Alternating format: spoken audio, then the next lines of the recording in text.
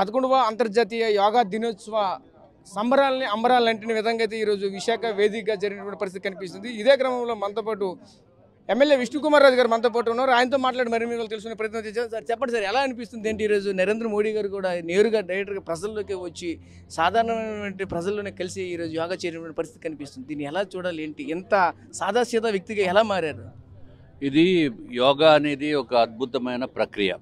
ఇది ప్రపంచానికి ప్రధానమంత్రి నరేంద్ర మోడీ గారే ఇంట్రడ్యూస్ చేయడం జరిగింది. ఇదివరకు కొంతమందికి తెలిసి ఉండొచ్చు, కానీ 177 దేశాల్లో ఈ యోగా దినోత్సవం ఈరోజు ప్రతి ఒక్క చోట కూడా జరుగుతుంది.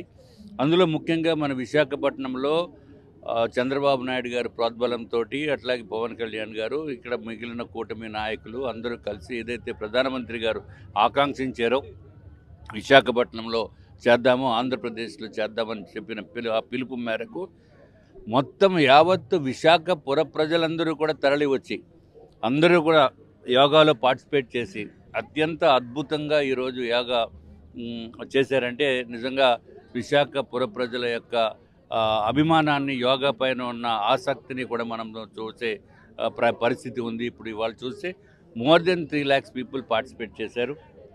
ఉదయమే 2 గంటలకి 2:30కి లేచి వాళ్ళు ప్రాంగణానికి చేరుకుని చేయటం అంటే ఇది చిన్న విషయం కాదు. ఇది కేవలం విశాఖపట్నంలోనే జరుగుతుంది, అట్లాగే ఆంధ్ర రాష్ట్రంలోనే జరుగుతుంది. ప్రపంచ రికార్డ్స్లో విశాఖపట్నము తొలి స్థానం కింద ఉంటుంది యోగా విషయంలో. దీనికి అందరినీ కూడా అభినందించవలసిన అవసరం ఉంది.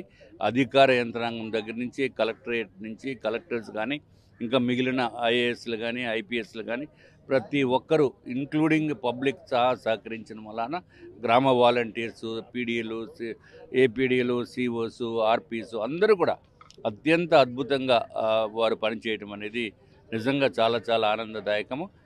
తప్పనిసరిగా ఈ ప్రజలు ఈ యోగాని ఈ రోజుతో ఆపేయకుండా తప్పనిసరిగా ప్రతిరోజు దినచర్యగా చేయవలసిన అవసరం ఉందని చెప్పి నేను తెలియజేసుకుంటున్నాను. అంటే అదేవిధంగా సాగర్ తీరం అంతా కూడా సుమారుగా ఈరోజు ఇక్కడ ఆర్కే బీచ్ నుంచి సుమారుగా చూసుకుంటే భీమిలి వరకు 28 కిలోమీటర్లు కూడా మొత్తం ఒక పచ్చ తివాచీతో పరిచి ఈరోజు సుమారుగా 5 లక్షల మందితో ఒకే వేదికగా చేసినటువంటి పరిస్థితి కనిపించింది.